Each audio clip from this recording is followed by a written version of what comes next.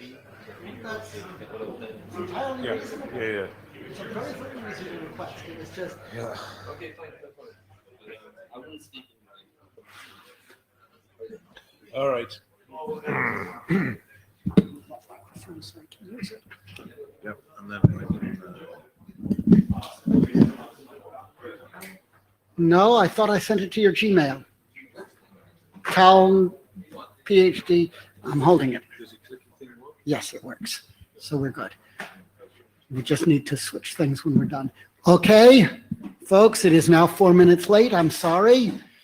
You are in the SFC working group. Somebody at the back of the room, please close the door. Dhruv, thank you.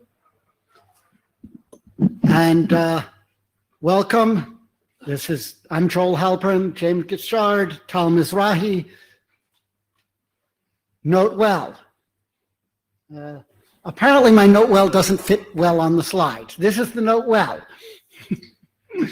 And actually all the text you need to know is right there. What's missing is just a heading that says note well. So there you have it. If you haven't been reading, if you have managed to get this far into IETF week and have not read the note well, I'm impressed. Please go read it. It matters. Administrivia, we've got the blue sheet circulating. There's, oops, that's not our charter. Substitute SFC for Lisp and you'll get our charter.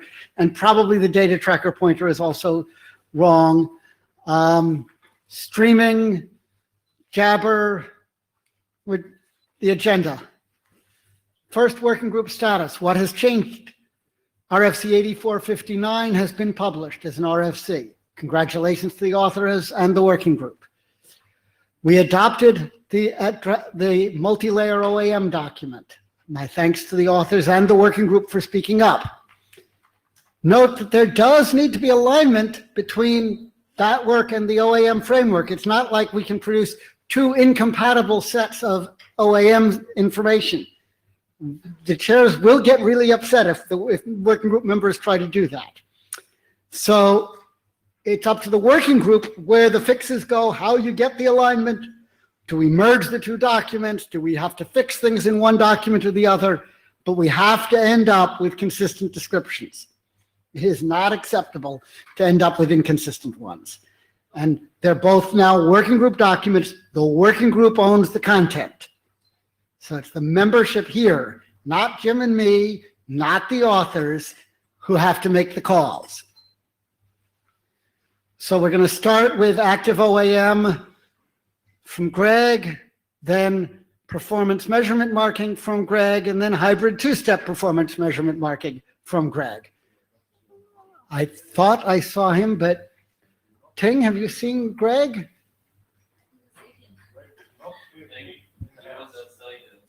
Well, if we have to, we rearrange the agenda. We will then be, if he isn't back, then Frank will go first with the in situ OAM work that he's presenting, which is two different things, the in situ overall and the proof of transit. And I'd be surprised if it took all 20 minutes even to cover both of them, but that's how much time we had. Then Donald will be talking about explicit congestion notification. And then Sammy I think Sammy will be here. Thank you, Sammy. Yes, we'll be talking about the carriage of SFC over Geneva, and we appreciate their work on making that an available transport for the problem. And then Ting will be talking about Path OAM. And that is the end of the agenda. Does anybody need to bash the agenda? Hearing no one, we will proceed. I'm going to pull up Frank.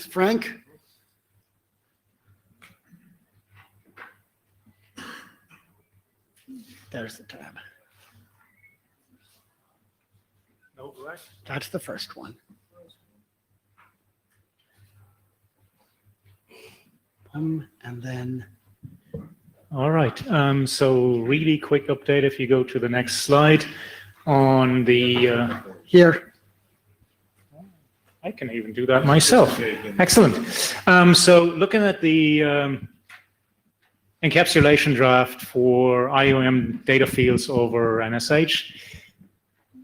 There weren't a load of comments, and there's not really been changes since then, which is why we didn't update the draft. So since I wrote this slide, I got a few comments and saying, well, you need to update these references. And by the way, you need to reduce the author list to less than 5. So that we need to move the authors into a subsection. That's all fine. So we're going to go do that in an 01 version. We had a prior kind of individual draft for that very same thing prior to adopting the whole thing. So it's been pretty stable, and it's sweet and short, because basically what we're asking for is a code point. And so I just want to go and get a sense of, well, what else do we need to go and put in? Please speak up, because otherwise we might be pretty rapidly progressing to working group last call, because as I said, it's sweet and short. Any thoughts on that? Per Joel, we have a shitload of time. Before you continue, I realized I had missed one agenda item that I did want to say. The last agenda item, there are actually 3 more. There's a subscriber and policy identification presentation and a name-based service function forwarding presentation, which somehow didn't make it onto my slides for the chair, but those will be presented today. So I just didn't want to ignore that, okay. But thank you. Excellent. Now we need to bring your other deck up. All right. No, you don't need to bring the other deck up. The other deck is integrated. So the SFC proof of transit draft did receive a load of additional input, and that's the input that we discussed and that Diego Lopez presented. And I don't know whether Diego was online. I can't see that far. That he presented at the Montreal meeting, where there was a suggestion, and we followed that suggestion to evolve the quadruple S approach, so based on Shamir secret sharing, in the draft to include an option that was proposed first on the list and then again in the working group meeting to provide for an ordering capability with proof of transit using Shamir secret sharing.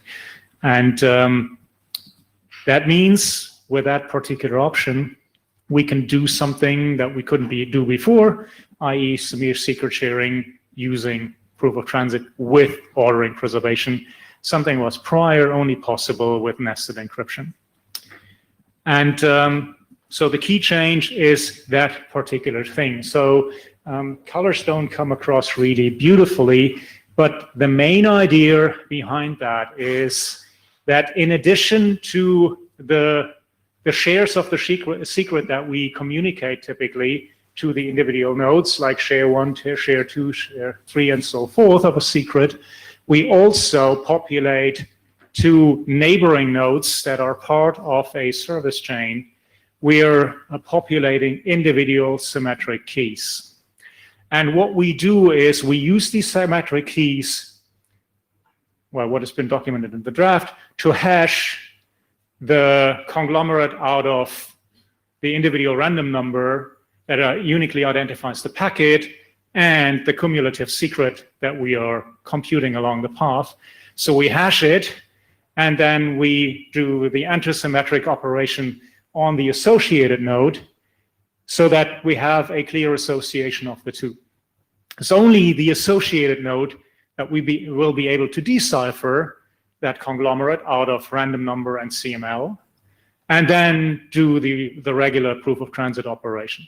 So that's a simple extension of the Shamir secret sharing schema to make sure that only the associated node, i.e. the next hop in the service chain, is able to do the proof of transit operation as opposed to any other random node in that chain. So that's the addition that went into the draft.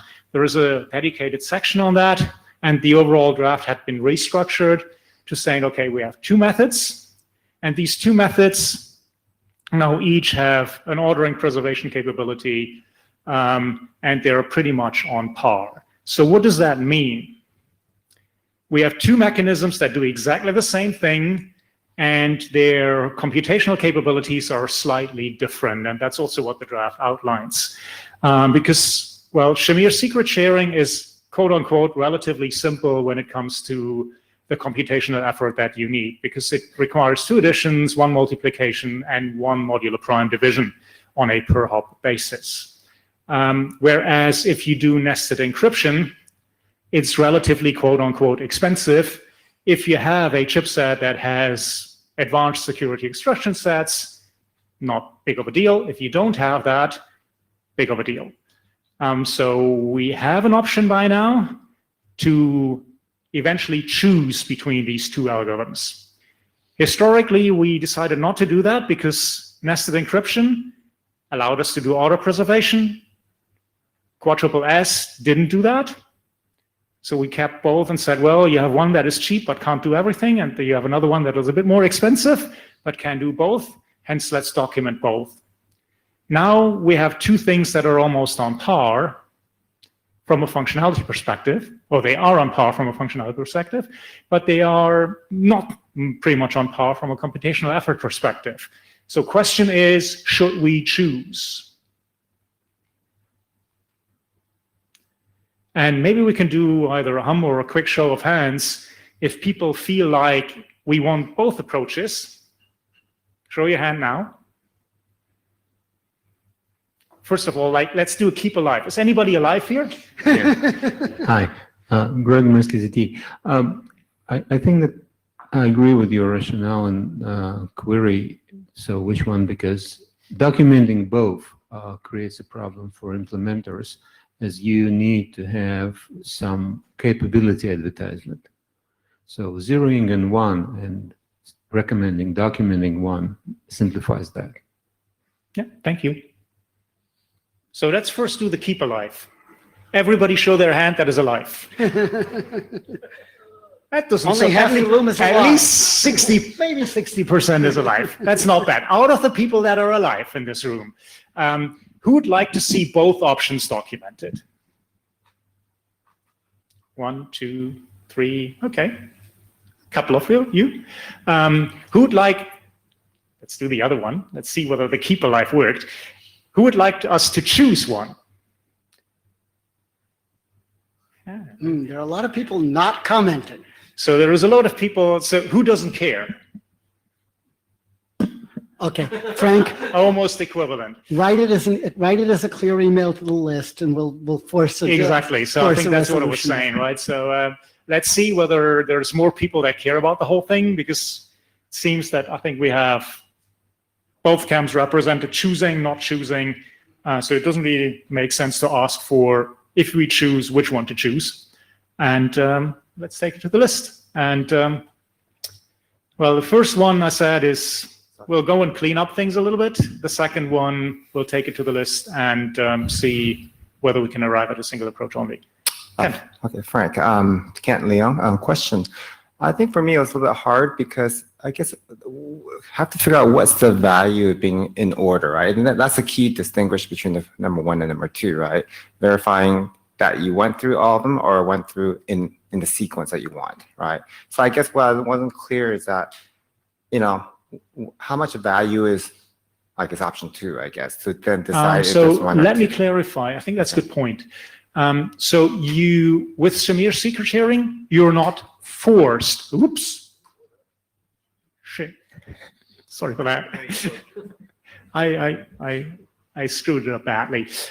So with QSS, you can do both. You don't have to do auto preservation. You don't have to go through this additional step of hashing, cumulative and random, and then do the reverse operation at every single hop. You don't have to do that. It's an option. Okay. If you use nested encryption, you naturally do get auto preservation, quote unquote, for free. With QSS, you have this as an option. You can run this vanilla if you believe that it's good enough. And for most of the people that I talk to, they want to make sure that the traffic goes through 4 firewalls. And if it's going through the 4 firewalls, then they'll be happy, because they say, well, there's no way in hell that this can be reordered. Then, well, you would do the simple one as opposed to spend additional cycles on a hash operation at every single hop. But the nice thing is, if you want to order If you want to determination, order, you can and still it's do- not massively expensive. It's Well- mostly expensive in terms of config. But then you have the option. Okay. But we'll take it to the list and see what people say. Okay. Thank you. And that was much faster than 20 minutes. As expected. Now we have Greg here, right? Greg, Yes. you're still in the room? Yeah. There you are. I appreciate Frank for First one.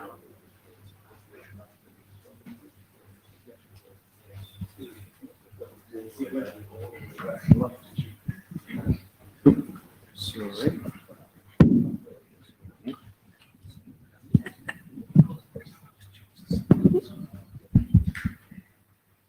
Okay,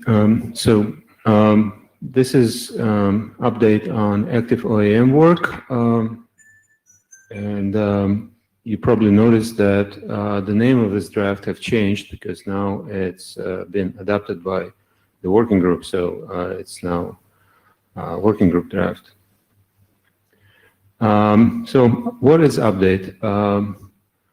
Yes, there are some editorial changes, but the most important part of the update is that definition of OBIT and interpretation how OBIT is used to identify in conjunction with OEM. RFC 8300 was a little bit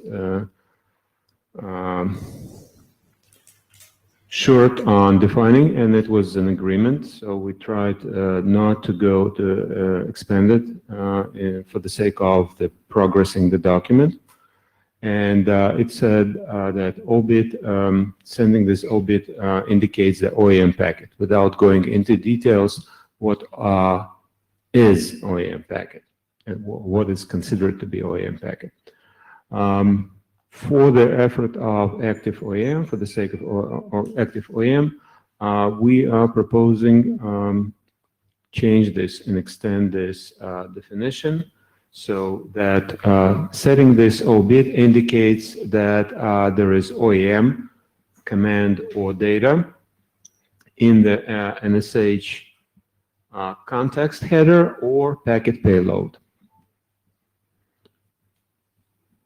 So let's consider, there are different scenarios how OBIT can be used. In conjunction with next protocol interpretation. So the first variant, OBIT is set and the next protocol value is not one of identifying active or hybrid OEM.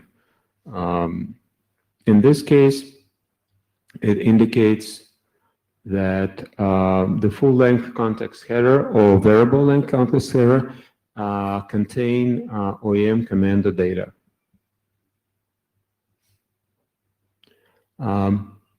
Second variation, OBIT is set and the next protocol value is one of identifying active or hybrid OEM protocols. For example, SFC active OEM protocol type. So this is the case when the payload immediately that follows SFC NSH contains OEM command or data.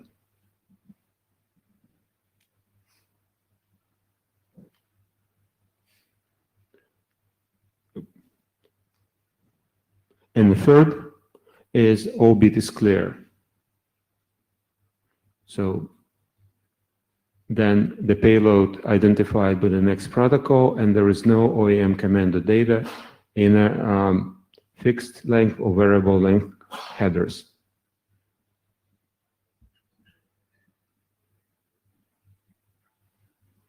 I see there is a comment. No, that's basically it, because this is on the update. Okay, if you've reached the end, that's great. Adrian Farrell. So there are two error conditions, aren't there? There's OBIT is clear, but I've put in a next protocol that is one of the OEM types. And there's OBIT is set, and I've put in a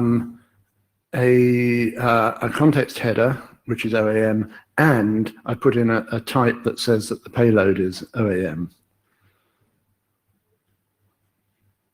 Do we let those happen, or do we handle them, or what? Okay.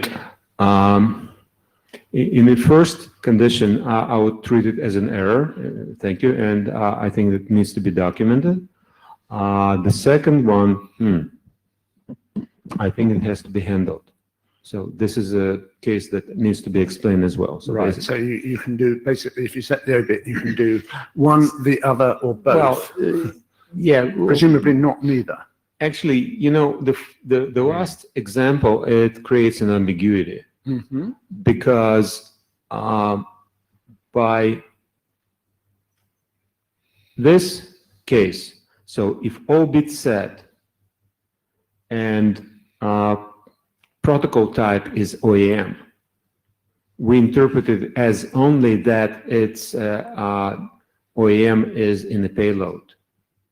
So if you put something in a headers, it probably will be discovered and acted upon, but it leads, this combination would not immediately indicate it. Right, and given that RxC 2119 doesn't have an uppercase probably, we should just nail it in the Yeah. document. And I think we would say it's an error.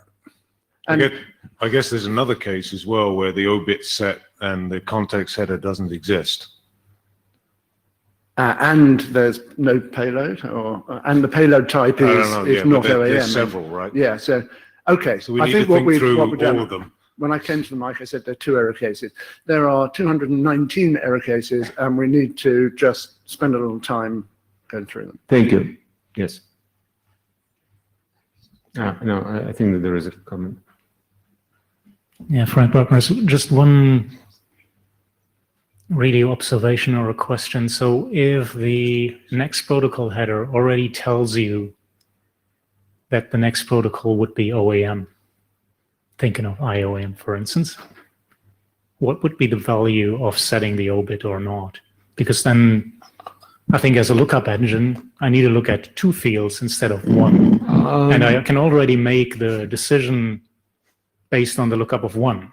Okay, the way we have specified things, SFFs are not expected to look at the next header field. So if we, for things where you don't care if it doesn't get noticed, and if somebody notices, then they want them to act on it, that may be sufficient. But if you want to force the SFF to check carefully for things it needs to do, that's what the obit is for. Okay. That's, at least, that's what I understand we wrote. Okay, so the idea would be to have the SFF first check the obit, and then based on that, a subsequent decision would be, okay, have the SFF eventually evaluate Now, the next protocol field as well to then take a decision. Okay. therefore, if you have something that you only want processed by the SF, well, SFs have to look at the next protocol field. That's their job. So you wouldn't have to set the obit for that. But if you want to make sure the SFFs look at it, that's what the obit is for. Okay, helps. Got it. Thanks. Okay, thank you. How I switch to the next one?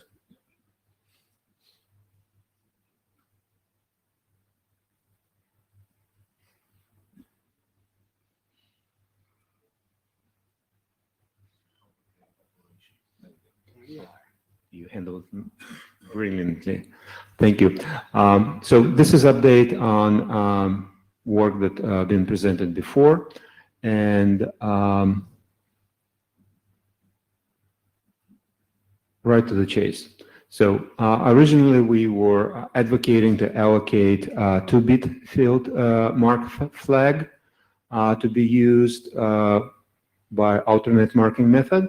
But since we were developing, and there's a draft that TAL champions on compressed alternate marking, the same quality of measurements can be achieved by using a single flag. So here, hence their update.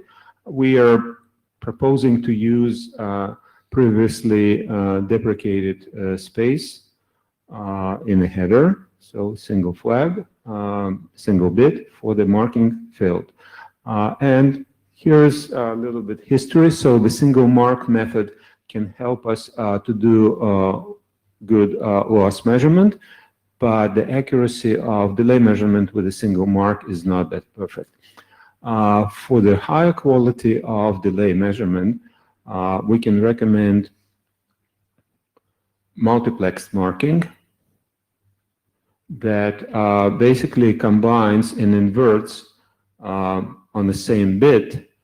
It puts some restrictions about the time period of the batch that has to be used so that everything can switch over and recognize that there is a change. But given that, so everything can work. This proposal on compressed alternate marking method is anchored at IPPM working group, but we would like SFC to consider working group adoption of this proposal.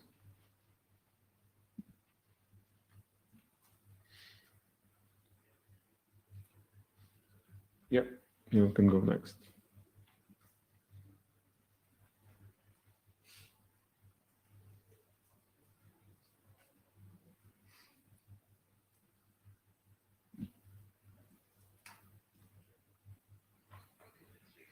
And so this is for your information update on work that anchored and discussed in IPPM working group, hybrid two-step measurement method. So what's the problem it tries to address? There is benefits of collecting telemetry on path in addition to streaming technology. That helps to characterize the condition in a network. On-path telemetry collection simplifies correlation of their network state that experienced by the particular service. There are several proposals known already. In-network telemetry from P4, in situ OEM, postcards, and so-called postcards, and the hybrid two-step is in the same category. What the problem we consider to be with methods that put telemetry information in the data packet. So first, it's MTU limitation. There is only a certain amount of data that can be put in the packet that already carries the data. And thus, you cannot really judge on how size of the packet impacts the network state. At the same time, it's an accuracy of measurement, especially when you measure time delay. Because putting information in the packet on the fly requires certain change to the packet itself. For example, IP, you need to recalculate the checksum. But for the timestamp, their ideal case that all the solutions should try to achieve is reading the wall clock when the packet started transmission. Additional limitation of methods that put data telemetry into packet is that it's very hard to provide integrity protection or or confidentiality, because again, that's additional processing, and that would more negatively impact the accuracy of the measurement. This proposal, similar to the postcards, disconnects or separates measurement from their data collection. It's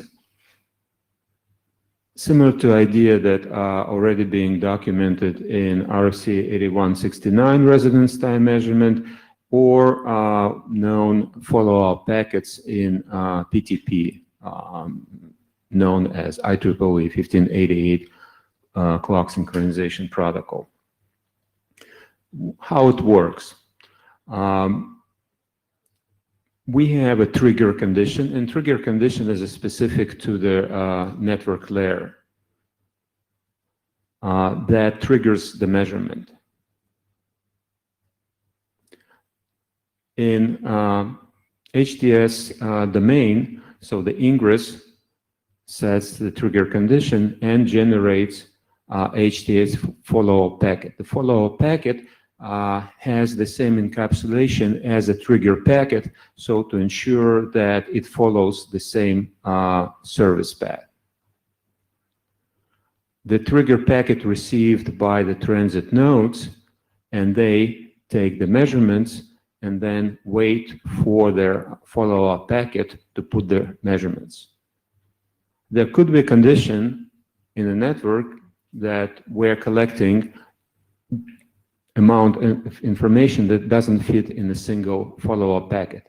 It's not a problem for HTS because the transit HTS node that recognizes that it cannot add this information to their HTS follow-up packet, generates a new one with the same encapsulation, so we have a sequence of follow-up packets.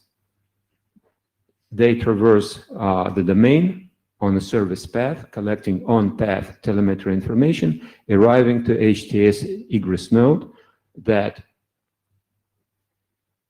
clears the trigger condition and collects all the follow-up packet and can pass them to the data collector. So thus, because we disconnect the measurement itself from the collection, the follow-up packet can use integrity protection, confidentiality. There is no restrictions. At the same time, measurements can be taken in real time when the packet is received and when the packet is transmitted, the trigger packet. The follow-up packet will have very minimal shim. So that's generally all. Comments, questions? Question, Simandra, I5 Networks. So when you say follow-up packet, so that means the intermediate nodes have to keep the same packet.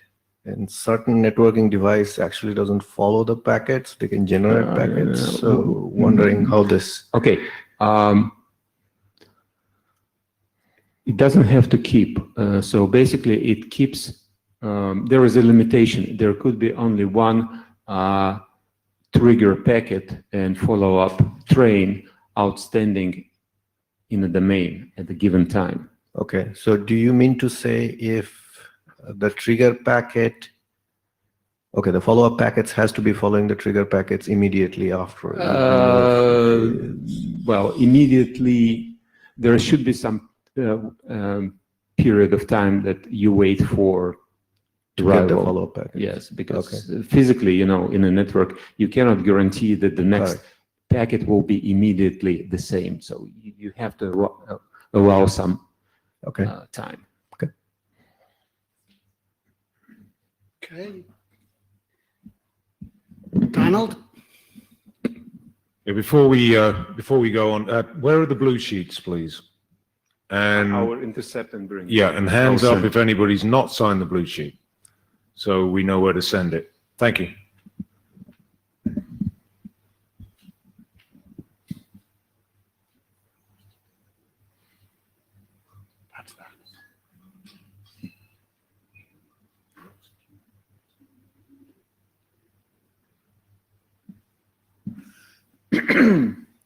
Hi there, I'm Donald Eastlake with Huawei. I talk about explicit congestion notification, congestion feedback, and the network service header using IPFix. So I presented most of the mechanism here last time, so I'm going to go over it pretty quickly. It's a way to collect congestion information in a service function chaining domain as a packet goes along with minimum packet drops. And it also integrates well with a sort of total path congestion notification mechanism from the origin before the service function chaining domain to the ultimate destination afterwards. And the information in the service function chaining domain is communicated back to the classifier so that it might take some action to alleviate the congestion or incipient congestion, congestion you're trying to avoid. So it uses some bits in the network service header, and it, in this draft, communicates the congestion information back to the classifier using slight extension to IPFix.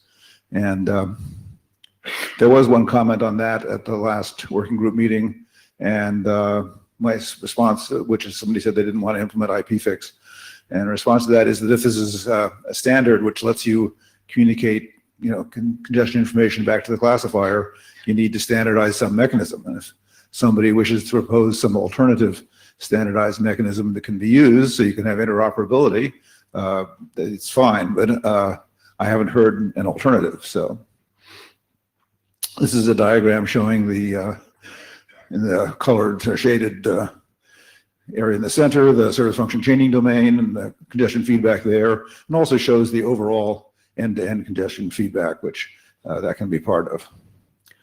So the idea is to use a couple bits. It doesn't matter which 2 bits, but seems convenient if they're adjacent. And they're using the standard ECN marking, which is defined for IP and a number of other protocols. In the upward direction, there's a draft on how to indicate congestion feedback by giving statistics on the ECN settings. The ECN is somewhat of a statistical thing. The amount of ways in which the packets have been marked in the ECN field, 4 different combinations, and also total packet count, byte counts and things like that. And the statistics communicated back are cumulative, so if you happen to lose a packet of them, it's okay. And here are just some things you might do with the classifier. You can throttle traffic, you can communicate congestion information, perhaps in some specific way if you know how to do it well to some upstream node. And you can also redirect traffic. Of course, you have to be very careful not to get oscillations or things like that. But if you have sort of long-lived flows, which is what you might have if the flow is defined by, say, a customer, and customers come on and do things and then go away, then you could certainly redirect how you, what the service chain that you use for newly arriving flows that start up. And that something like that seems it would be very unlikely to cause any sort of oscillation or bad behavior. So all this works much better if you have ECN implemented throughout the service function chaining domain. The draft goes into, what to do if there is things that are not implemented. But basically, if you have any place where you might have congestion that could cause packets to be discarded if it gets bad enough, if you don't have ECN at that possible congestion point, and you have some unmanaged congestion, and the performance for avoiding congestion will not be as well. It will not be as good. There are details like if the particular service function doesn't implement NSH, so you have a proxy, it's still better if the service function implements ECN, because then you probably have some point inside the service function, at least the output queue from it, where you might have congestion. So some other methods for detecting congestion were suggested at the last working group meeting, particularly ones related to telemetry. And those mechanisms are possible mechanisms, but there are problems. If you want to use delay, try to detect the beginning of some delay or increase jitter. The delay, you have to have time synchronization. For delay or jitter, there's the problem that when this stuff is working properly, you have very low delays. There's a lot of tests have shown that this ECN mechanisms are really very effective at avoiding any kind of buffer bloater problems like that. So you really have a situation where the amount of delay caused by congestion to the beginning of congestion is small, but there are also very small delays of the same order of magnitude due to all kinds of other things and noise and the amount of calculation you're doing at the various nodes and so on and so forth. So you really need some kind of filtering and stuff to try to isolate delay or jitter due to congestion from other forms of delay or other causes for delay or jitter. And it really gets pretty complicated. And the stuff you're doing, it doesn't really integrate very well with the end-to-end congestion accumulation. Using ECN within the service function chaining domain integrates very well with end-to-end ECN markings, the standard ECN methods to mark when you enter a domain from whatever marking you have from the previous processing of the packet, and the way you can integrate the marking you do inside the service function chaining domain at the egress from that domain and feed it out there are all very well documented and so forth. So I think that these other methods, well, possible methods, are inferior to using the explicit congestion notification that's suggested in this draft. So I'd be interested in hearing any further comments or suggestions, but I believe that this draft is in pretty good shape and ready for adoption by the working group.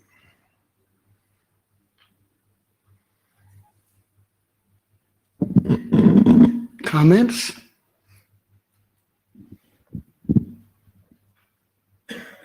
It's very straightforward, well-known way to implement it. So That was Jeff Jeff Tensor. Tensor, Aptra. So I would support adoption.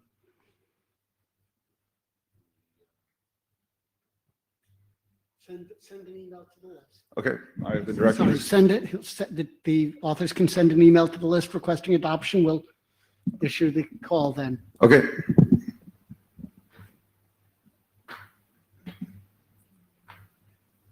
Sammy?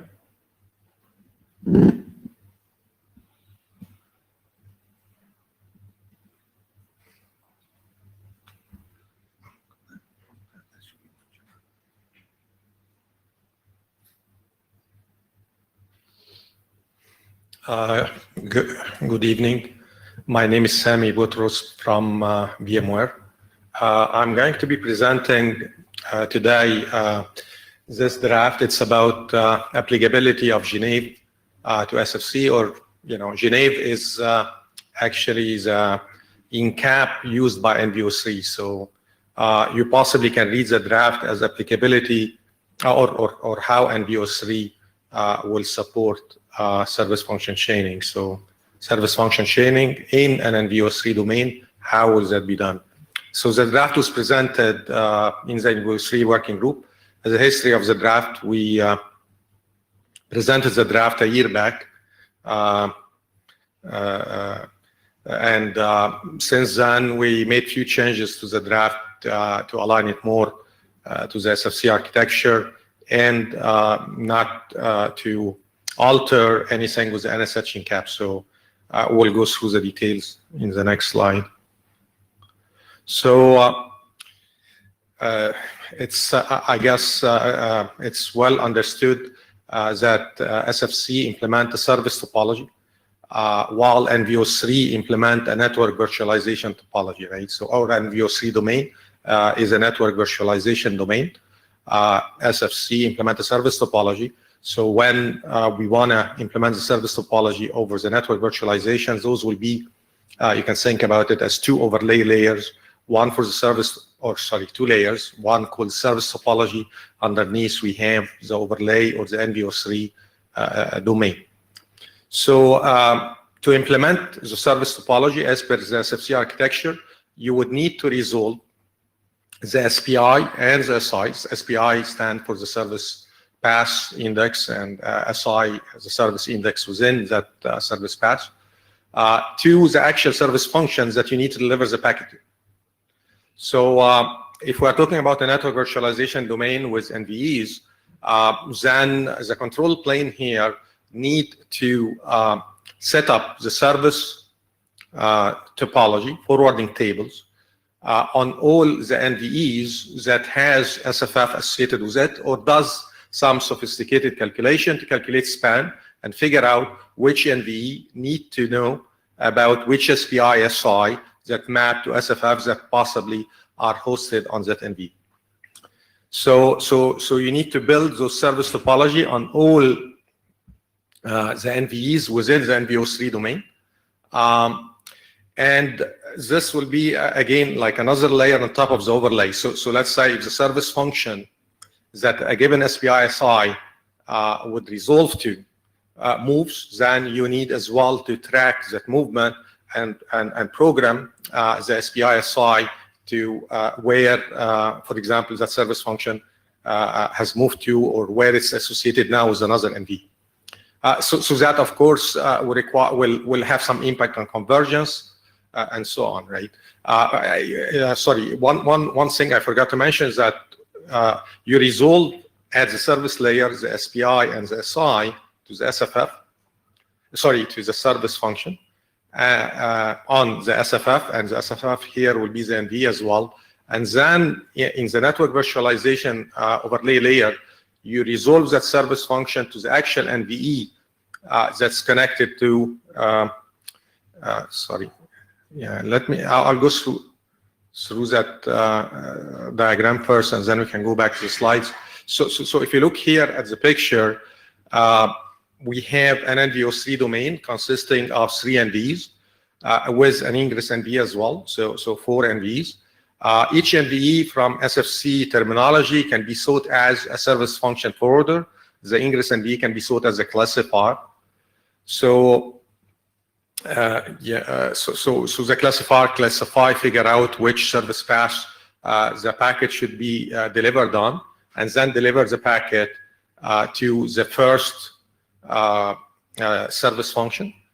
So basically, the first service function is gonna, if it's reachable via a network virtualization overlay domain, then we need to have 2 resolution. You can think about it as a recursive resolution.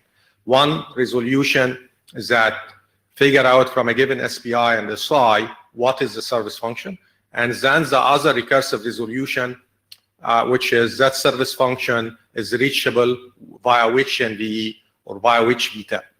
So 2 resolution has to happen at 2 layers, the service topology and the network virtualization overlay topology. So what's being proposed in that draft is 2 options to implement the service topology.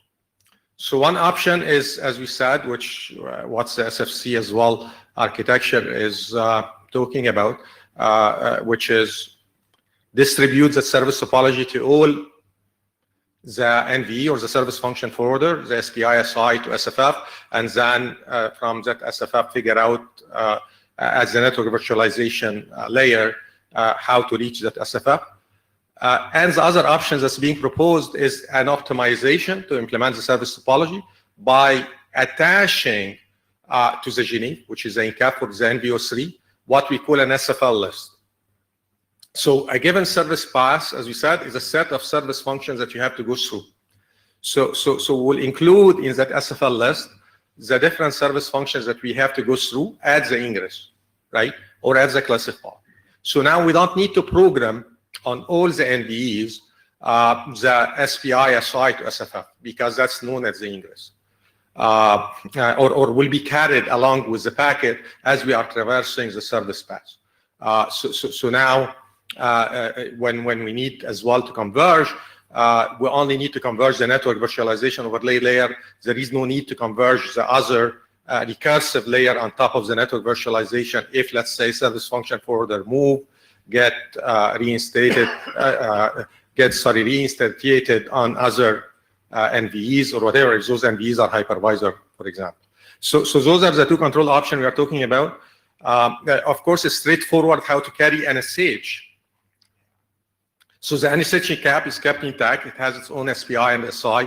It has its own metadata. It has its own option. And NSH by itself is a layer 2 protocol. So and Genève as an encap can carry any type, any layer 2 protocol type. So we can carry in Genève next protocol is the type. Of course, the NSH protocol as well carry inside. The NSH has a protocol field as well and can set the inner packet protocol, which could be Ethernet, for example.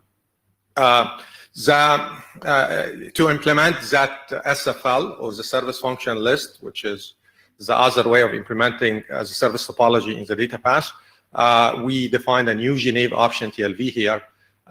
It's very similar to a segment routing extension header for V6, for example.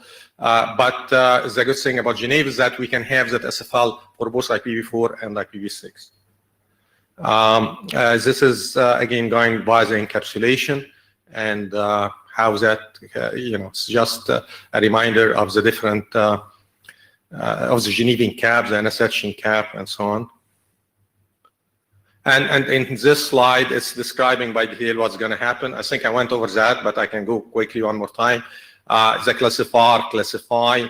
This is again with the control plane option or the service topology implementation option to have an SFL or a service function list. So the classifier identifies service path, include the set of service functions that we have to go to as an option TLV in Geneva, send the packet to the first NVE, because he can resolve the first service function to the correct NVE, the VTAP.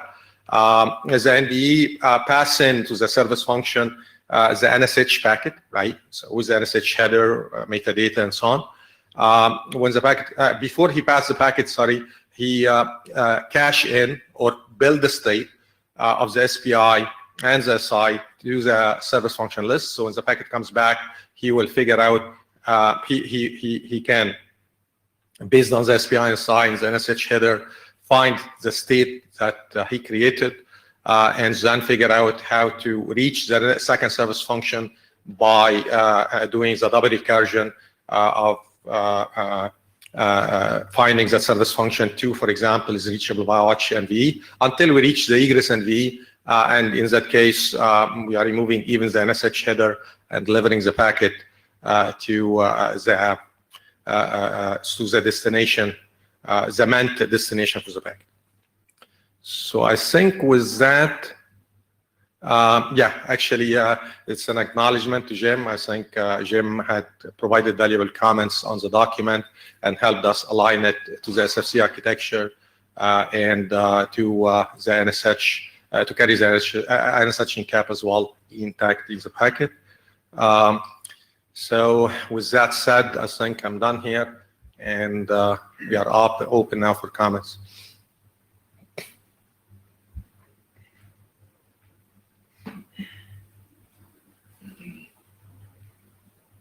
Kent Leon, actually, sorry, I haven't read your draft, but it actually perked my interest here. So you mentioned there's two options here, right? One is basically your NVE first acting as a SFF, basically, right? And the second one was the whole SFL list. Is that correct? I mean, sorry, maybe you can show the two options. I just want to clarify. Okay. Yes, the two control plane, right? So the first one you said that basically it's acting as SFF, right? Being able to handle the SPI and SI. Is that correct? Okay. Oh, you want to? I can comment, or you can. Okay, sure. Actually, okay, the SFF is a terminology in SFC, and they stand for Service Function Forwarder. And no, actually, all NVEs are going to act as a SFF in both options. Okay, maybe that was it. Okay. So, okay, then what's the two difference? Maybe I know the second one carried a list. So I repeat again. Sorry, if I was not very clear. So, if you are implementing a service topology, so the service, so we are trying to implement a service topology in an NVO3 domain. So you have the network virtualization layer and you have the service topology layer, right? Yeah. So if you want to implement the service topology, what SFC architecture calling for is that a given SPI and SI will point to a given service function. Correct? Standard, yeah. Very good. So how to implement that, you know, on service function forwarder or NVEs, because the same NVE is a service function forwarder, NVE for NVO3, SFF is for SFC. Okay. So what the way to implement it is that you go to every SFF and program the SPI SI and say point to the service function. Okay. And after you do that, that service function is, let's say, connected to a given hypervisor, if we are talking about NVO3. Then you need to figure out how am I going to reach the service function. So you do two levels of recursion, right? Okay. So that means that I have to distribute the SPI SI mapping to SFF to all, or to a good set of hypervisors or of NVEs, you know, to figure out how they can reach the service function forwarder. It's the service function, sorry. The second option is saying I can assume that I don't want to do that. You know, I'm not gonna program as the SPI SI on all those NVEs. What I'm gonna do is that the service path that has a set of service function. I'm going to have an option TLV that has those service function as a classifier. And in data plane, as the packet traverses, the NVE is going to cache, as he passes the packet to the service function, the SPI, SI, to the SFR. So the packet comes back from the service function, he can figure out the next NVE to go to.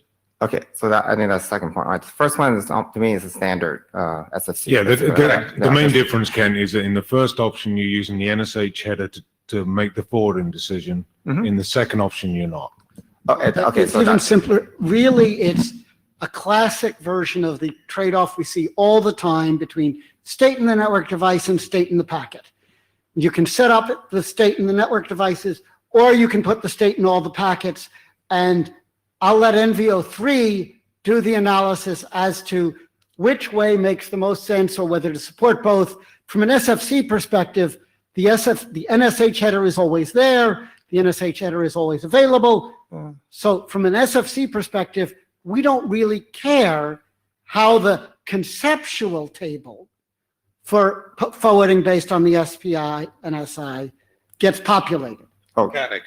okay, I guess on to the second part, right? So the first part, I totally understand in terms of, to me, it's standard SFC, basically, right? The number one. Number two, like, so I get the idea that you're carrying basically hop by hop information and stuff out, right? But when it hits that, technically, like you said, you don't have to use SPI, SI, right? And so, and that's what I'm trying to distinguish here, right? That's, At that point, if you look in the original architecture document, it says, if the transport has enough information, you can just use the transport header to make the determination. And that's And what in they're this case, doing that's what that while is. still doing TTL decrement, SI modification, all the other things we require from NSH compliance. So- Exactly, yeah. but technically they don't need to, right? I mean, to get it to But work. actually, for NSH compliance, you do need to. Oh, okay, that's what I was going to clarify. Okay. Okay, thank you. Okay, thanks.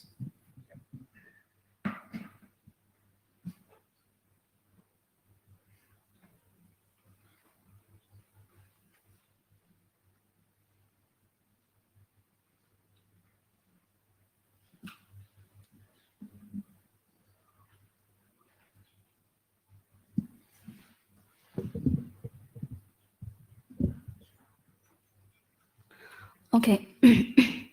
Good afternoon, everyone. I'm Ting, ZTE. This presentation is about two drafts.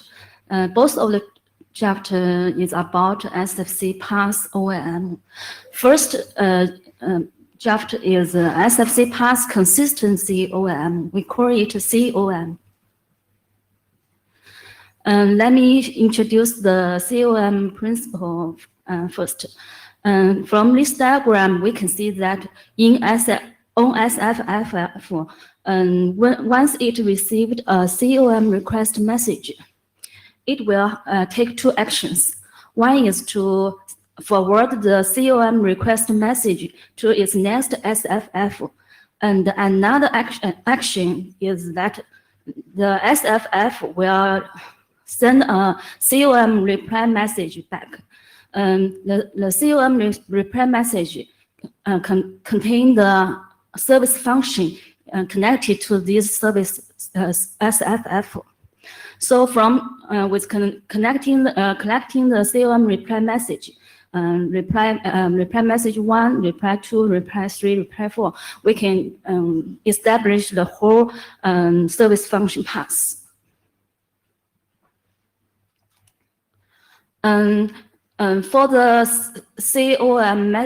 COM message, we based on the draft multi-layer OM on its request message and reply message, and based on that message format, we define SF information sub-TLV in the COM reply message. In this sub-TLV, we defined as the SPI. And the SPI is the identifier of the SFP to which all the SF in this sub-TLV belong. And there's a SF type to indicate the type of service function. And there's a SFID type is the SF type identifier, there's a SF identifier, which is the SFID. Okay, this draft has been presented in an IETF meeting 101, and we received some comments. One of the comments is to suggest us to consider the scenario in load balance of multiple service functions. For multiple service functions for load balance, that means the particular traffic flow will transit only one service function. So these multiple service functions should have the same service function type and service index. So for this case, we suggest that the COM request message should contain a flow ID. This flow ID is defined in an NSH TLV. The flow ID is encapsulated in the NSH as a metadata. So once the SFF receives the COM request message containing the flow ID, and it will send back the COM reply message with a certain SF according to the flow ID. Okay, and the second draft is about the specified return path in service function OM. And this draft is also based on the multi-layer OM message format. In this draft, we define a new TLV, reply service function path TLV in echo request to indicate the specified return SFC. In this TLV, two significant field is defined. One is reply SFP ID, is the identifier of the reverse SFP, and another is service index. It is used in reverse SFP for forwarding. Both the reply SFP ID and the service index will be encapsulated in the NSH in the reverse SFP. In another case, if the return SFP cannot be found, then the echo reply should include reply SFP was not found in the return code.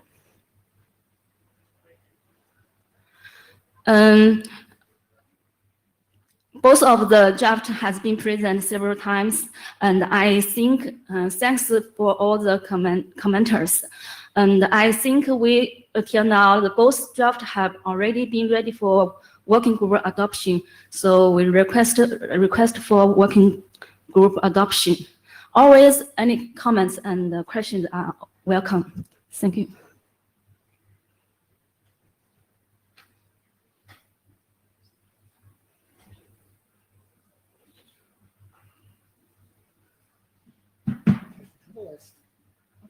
Send the request to the list. Thank you. Thank you. Now, the next one is the subscriber and policy identification. I believe that's remote, Dirk. Am I remembering correctly? And do you have connectivity? Do I need to hit some button?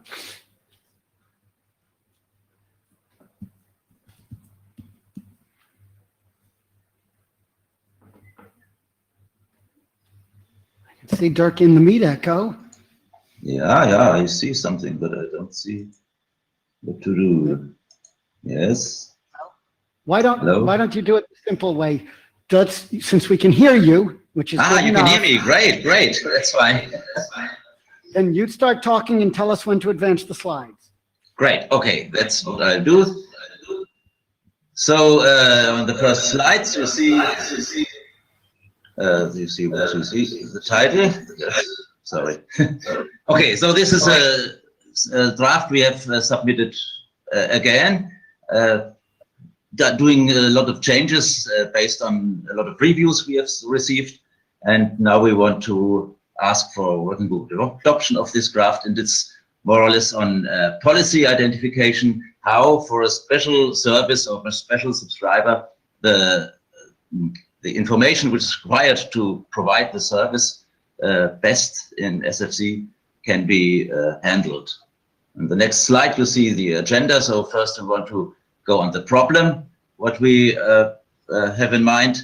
And of course, we try to provide a solution for this. And then some details about the updates we have drafted on the previous draft, which was now, I think it was presented 2 years ago or even more. And so the version 7 already available. And then, okay, the question is how to proceed next.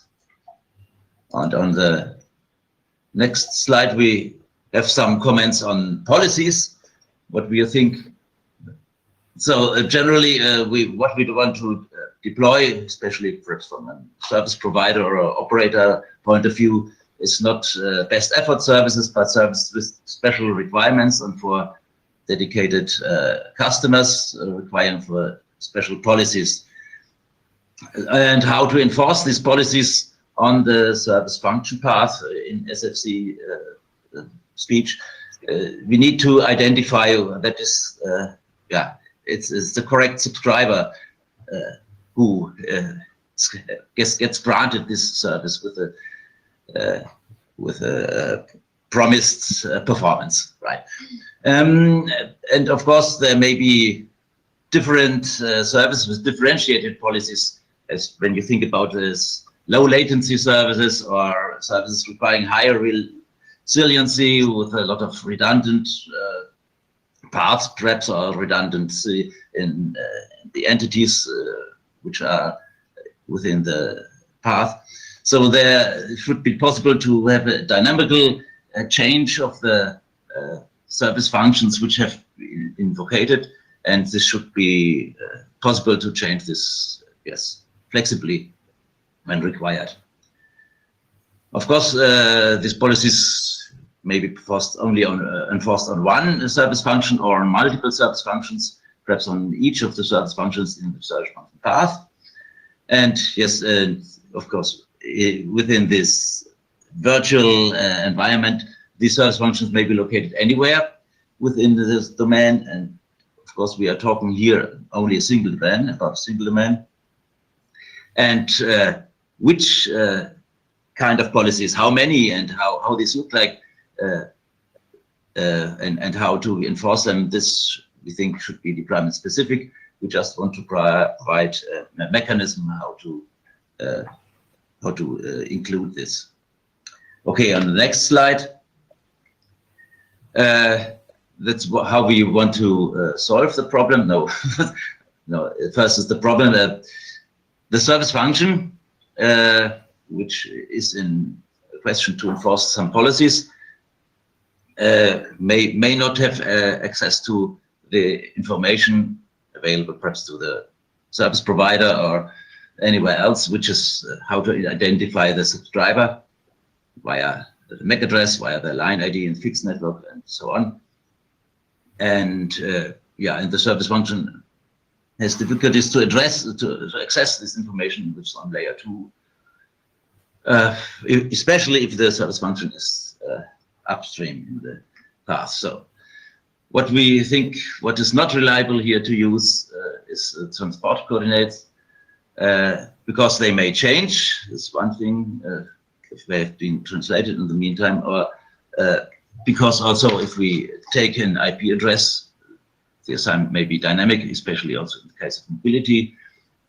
So the question what comes up is how to reliably and flexibly pass this information to all the service functions on the path to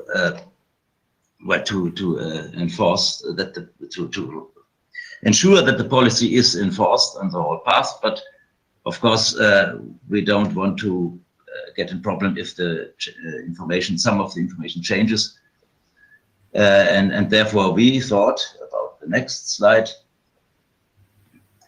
That's the kind of identification data, how we call it, and which have to be consumed by the service functions to provide the correct service with the correct performance, should be included in a kind of a context object, kind of metadata, which would be part of the NSH header, and of course is compliant with the RFC 7665, where there's a section on sharing metadata. And what we have done is we have tried to specify two different context headers. One is on identifying the subscriber, and the other is on the special policy which the subscriber has been assigned by the service provider, and they can both be included in the same NSH, of course. And what we thought here is that we define them without specific structure, just as opaque data, because the structure may be deployment specific issue, and also the more you define on the structure and beforehand, the more perhaps it opens up for privacy leaks or tweaks. So this should be just opaque data, what we propose. And now to see what to change compared to the prior draft. So there have been a lot of comments on the list on the draft, and we think we have addressed all these comments during the new version. Then we simplified, well, we say considerably the design, because we had in mind much more before. So we only have two TLVs on subscriber and policy, and we have not included some structure for this TLVs. This should be open to the implementer. And also we had a lot of text of use cases, and so, and also on this idiom slicing, which is a big trend now. So we removed all this, and I think we did a, well, almost complete rewrite. And it's only 8 pages or even less. So I think this is simple to read, and we hope that we could try to convince you that this is something useful, which we should have in SFC. And we think now, since this is the version based on the prior version, this is quite stable now.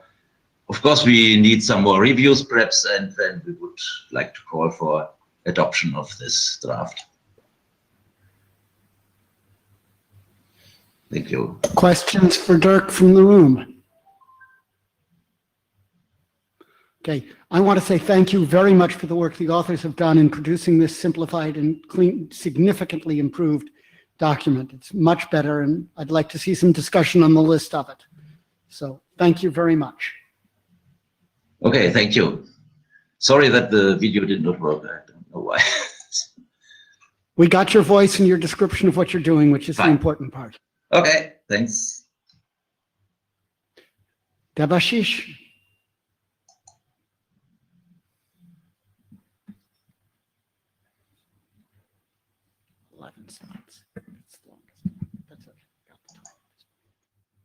There you go.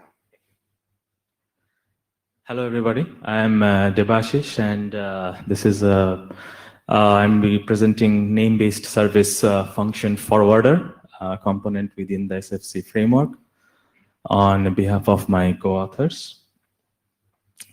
In terms of the earlier versions of the draft, this name-based service function forwarder is kind of illustrated through the 5G service-based architecture use case, where in distributed data centers, service endpoints are created and recreated, which requires the SFC framework to configure the existing chain, and reconfiguration using information of the new relationships cause overhead in many components, and such one of them is the orchestrator. So in the previous version of the draft, we proposed to lift the chaining relationship from layer 2 or 3 information to that of service function names. And in order to process that, some of the concepts in the SFC architecture is being extended to handle such name-based relations, such as a name-based service function path, name-based network locator map, and also some extended operations within SFF, which is termed as NSFF.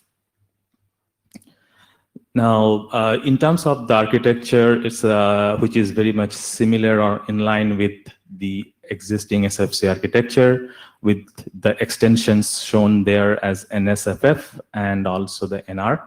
Now, in terms of the extended concepts, the NSFP or the net is basically the extended service function path, which includes this name-based interaction. The name-based network locator map includes next hop, name-based next hop. And also there is another functionality called NR or name resolver, which is capable of identifying the execution endpoints where a named service function is running. So when this extended operation in NSFF is only invoked when there is when the next hop in the network locator map is described as a name, for example, URI.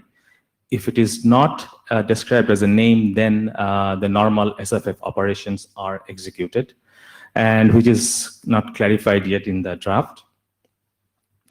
Now, this shows some of the deployment or trial examples. One of the most recent one was the demonstration at the of the 5G service-based architecture use case at the NGMN Forum April 2018, which was jointly done with Deutsche Telekom.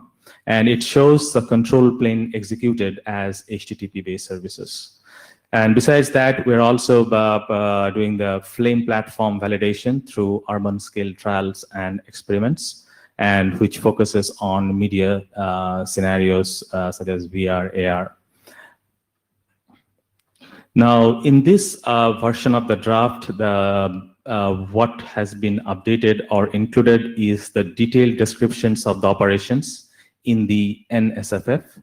Also, the operations between NSFF and NR to forward to a remote service function. And these operations are described in details, specifically considering how to avoid delay in forwarding by saving the forwarding information, and also how to avoid staleness of this forwarding information by periodically updating the saved information. So just to confirm, that interaction between NSFF and NR is a new name resolution protocol you're inventing for this problem?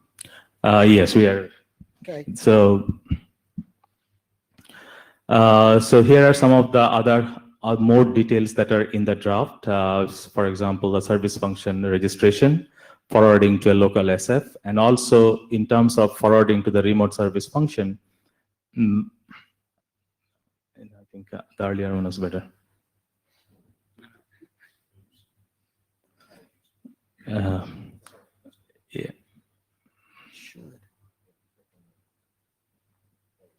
Yeah, I think this is good. So in terms of the forwarding to remote service function, the remote service function discovery mechanism, and how to maintain and update the forwarding information are described. Now, in order to minimize latency of forwarding, the discovery operation of remote SF is where it can introduce latency. And in order to minimize latency in discovering, the following steps are described, where a response to a discovery request is saved in the NSFF, and all future forwarding requests to the same remote SF is resolved. And also the first time request, which cannot be resolved locally, may still experience certain latency. But there is another draft, which is kind of provides a solution for this problem through pre-population. And also, in order to avoid staleness of forwarding information, what the NR does is it maintains a table of discovery requests. So that table contains, so that NR maintains a map of discovered FQDN and the NSFF ID. And this information is updated whenever a service function is not reachable, or a new service function has become available, or the link has gone down. And this may lead to rediscovery at the NSFF for a remote service function whose path ID has been updated. Now, in terms of some of the more details or steps that needs to be described are a defining of a transport protocol between NSFF, between NSFFs and also NSFF and NR, handling of HTTP responses, the security, and some of the I think edits or editorial that has been identified in the list.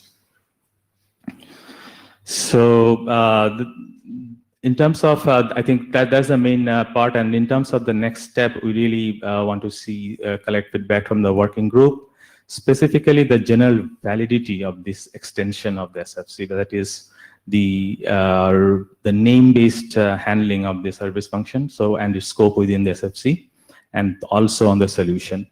And we also plan to work on aligning the solutions, which is being deployed for trials fully with this draft, continue contributing towards the work in the NGM and service-based architecture working group on the performance evaluation. That's it. Questions from the floor? Okay, thank you, Debashish. Thank you. Are there any other issues people would like to raise that were not on the agenda? We have enough time if there's something people want to have discussed. Not seeing anybody. I guess we're done. Thank you.